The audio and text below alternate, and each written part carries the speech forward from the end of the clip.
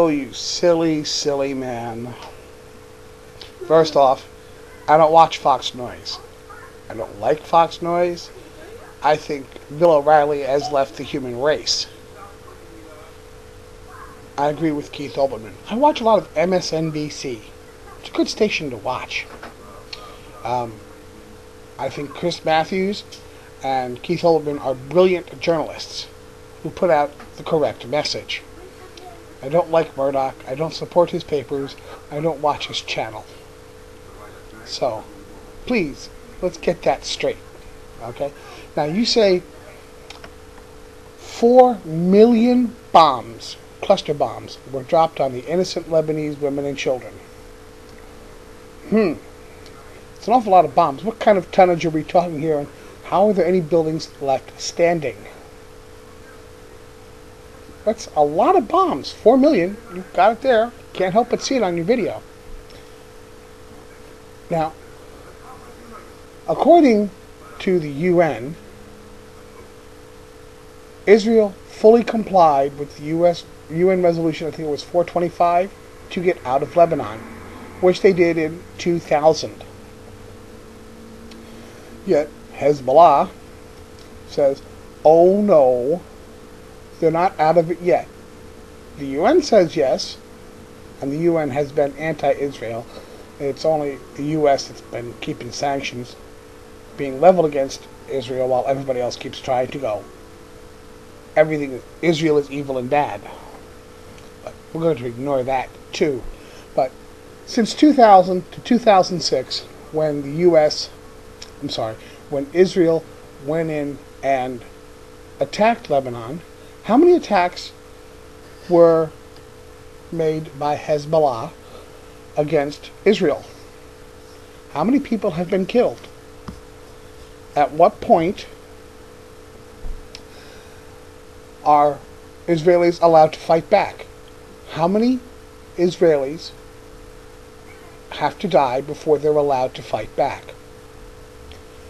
Now, Hezbollah used 3,000 or 4,000, 4 million, Katyusha rockets. Katyusha rockets, as clearly shown on Wikipedia, have an effective range of 25 kilometers.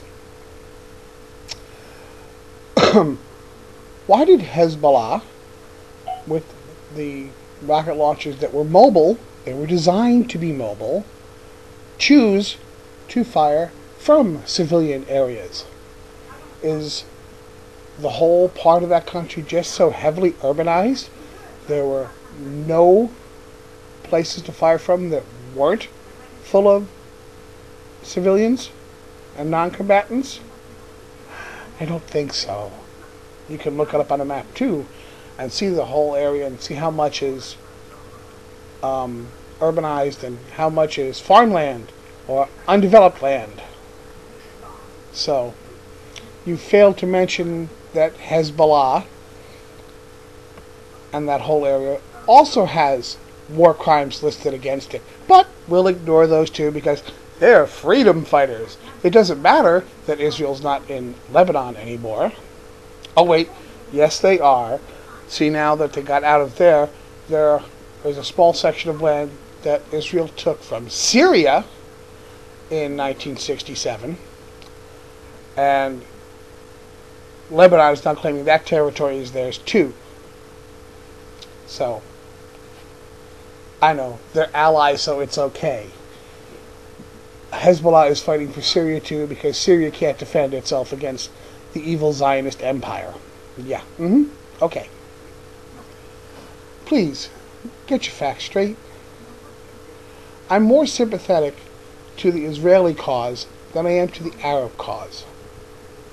There's lots of reasons for this. In spite of what many may think, the UN did not come in to the Middle East and said, we need to make a country for the Jews to pay back for the 6 million of them that were slaughtered during the Holocaust by Nazi Germany. No, that didn't happen. In 1897, the official Zionist movement started. And they started buying land in the region known as Palestine.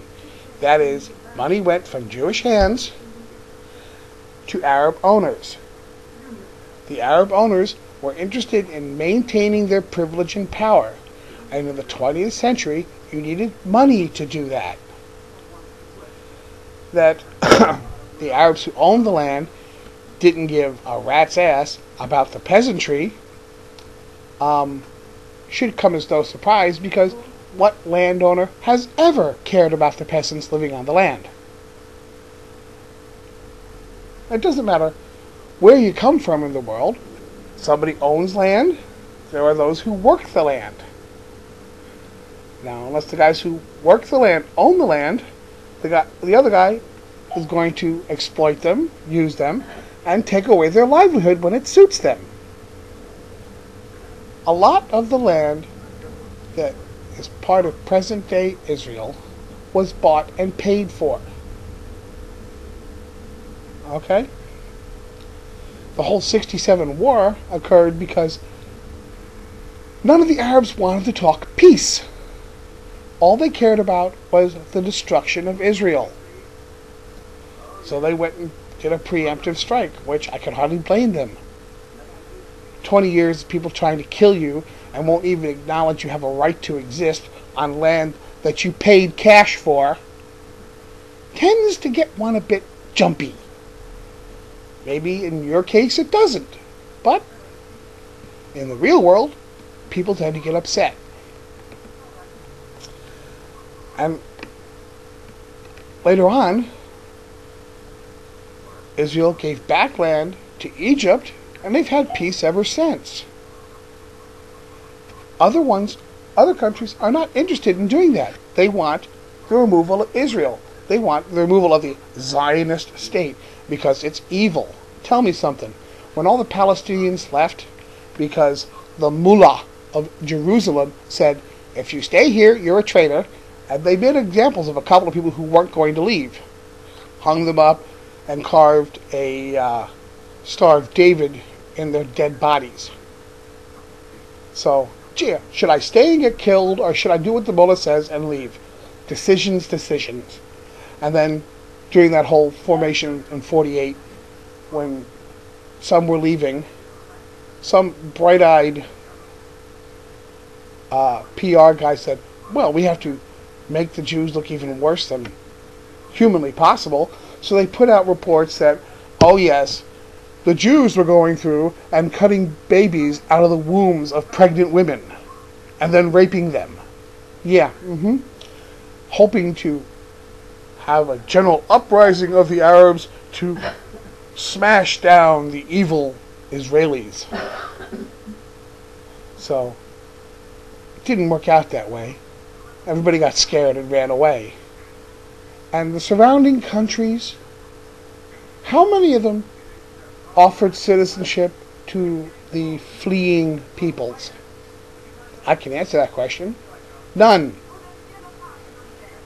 They also told, come on, just leave everything behind. It's okay, you'll be back in a few days. That didn't work out either, did it? So, please, let's get some facts here, okay? Not just opinion, not just, oh, Israel and Zionism is evil. It's not. I understand their position a lot more than I will understand the Arab position, because the Arab position is based primarily on religious beliefs. And per their religion, Israel shouldn't exist.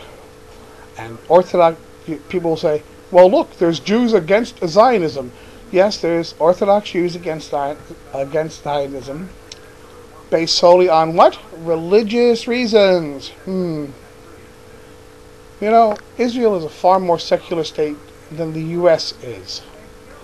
And Israel didn't want the Arabs to leave. They asked them to stay. But there's that mullah of Jerusalem and killing people who stayed because they would be traitors. We'll just ignore that too. Yeah. I've got one of my subscribers, Benab, whatever he is. I can't pronounce his name. He put a video up. Borat versus an Arab reporter. Now, we all know about Borat. And the character, it is intended to be a character, is anti-Jew. And he plays a little clip of that. Then he has an Arab reporter doing interviews on the street in Arab-speaking countries. I'm not certain of the language. I have to generalize it because I don't know the various sects and the names thereof. But one of the guys he talks, would you shake hands with a Jew? Okay? Now, we're not talking an intimate act here. It's done every day. Friendly, open thing, been going on for centuries. The man said, no. Why not? Because I don't want to have to contemplate whether or not I'd have to amputate the hand. Think about that. The mentality there. Someone would have to cut off his own hand because he shook hands with a Jew? This is not just one man speaking. Right? See what they say about teaching their children. Yeah, it's... And you wonder why the Jews react badly. Israel got played like a $2 banjo and did exactly what Hezbollah wanted them to do. And Hezbollah deliberately fired from civilian areas. The principles of radar have been known for decades. And with a simple slide rule, you can say, oh look, here's the path. We know the range of the missile, so we just track it back to its source and try and take out the mobile rocket launcher, which stayed in the civilian area to draw in more attacks from Israel. Israel lost 43 people and had thousands more injured, and equal numbers of Israelis and Lebanese were displaced in that war. Now, why were Israeli casualties so light? Could it have been because Israel, in foresight, knowing their people are going to be attacked, built bomb shelters for them?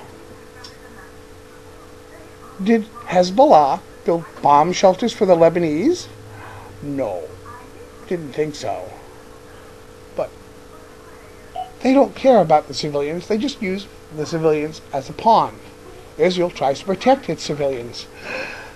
I wonder who really is the worst people in this situation, huh?